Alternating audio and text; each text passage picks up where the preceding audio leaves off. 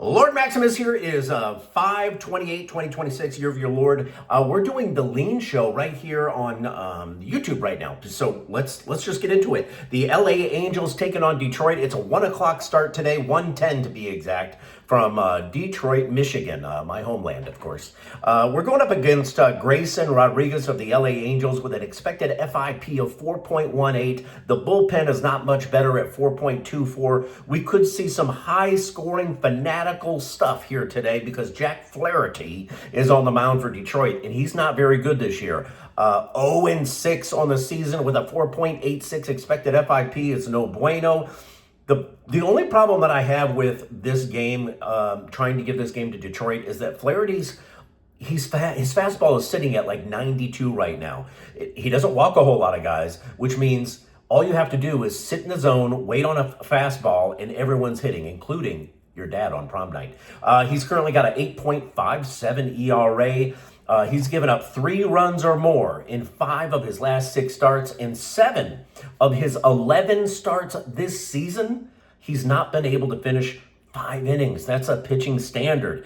Give me the LA Angels, possibly, I think. I'm not sure where we're going to go, but the lean is definitely in the direction of the Angels. Minnesota at the Chicago White Sox. Taj Bradley, I thought was supposed to be on the mound today. He's 5-1. He was looking good. I was like writing down all of his stats. Phenomenal numbers everywhere, except he's not the starter anymore. It's this guy named Kendry Rojas, who's been kind of a middle reliever for the Twins for most of the season. I think this may be his first, maybe second start. But even if you look at all of his relief performances, they haven't been good. When you're going in for relief and you're only doing 1 or 2 innings and you're giving up 3 walks and 2 hits, that it might as well be 100. Not very good. So we'll see what Minnesota is going to bring to the table today. But, Mr. Martin, Davis Martin, 7-1 this year. Chicago White Sox at home. This is a 2:10 Eastern Standard Time start. I've got to lean in the direction of the Chicago White Sox, but because there is a pitching kind of like conundrum here, who's starting in Minnesota, who's going to do what against whoever, there's hard for me to find an edge in this one. For me, I'm staying away. Atlanta, Boston.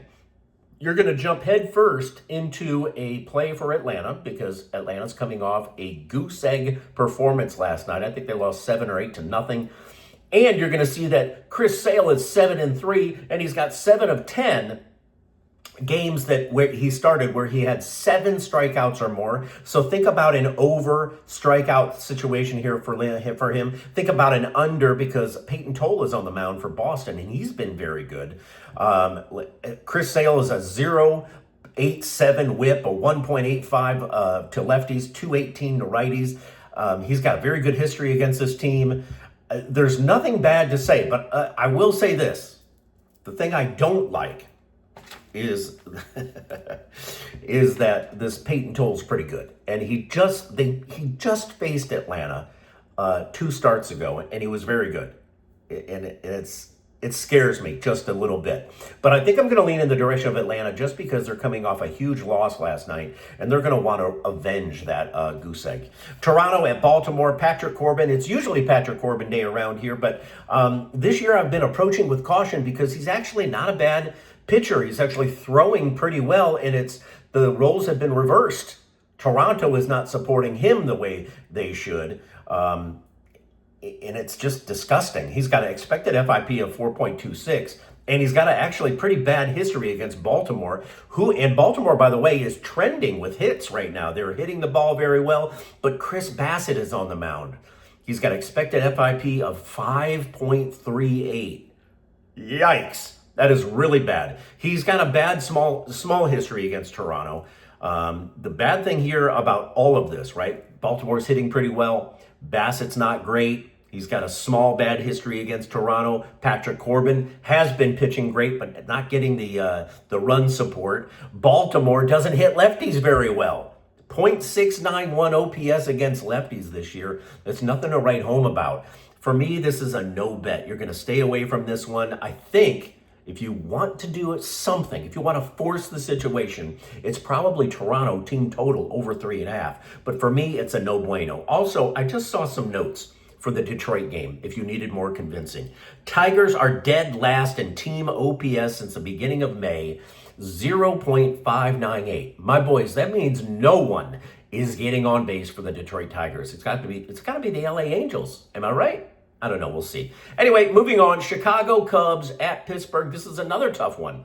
Colin Ray, his numbers have been terrible. He's a very good pitcher historically, but listen to these numbers. 280 against lefties he's given up, 237 to righties. He's got a bad history against Pittsburgh. It's no bueno. 6 batters in this lineup have hit him very well, 1,200 OPS or greater, and of those 6 batters, 5 home runs have been hit off of Colin Ray.